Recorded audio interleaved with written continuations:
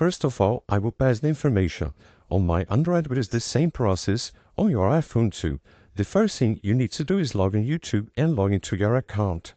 After doing that, click at the top right corner on your profile and click on settings, okay?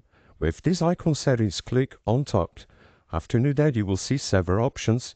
You just need to swipe down until you find notifications, okay? So notifications, swipe and click on top. After doing that, you just need to turn off all these options right here.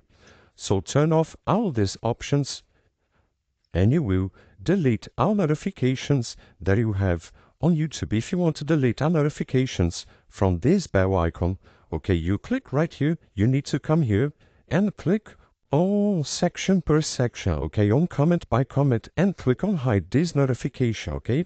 You don't have the option to delete all notifications here at once, okay.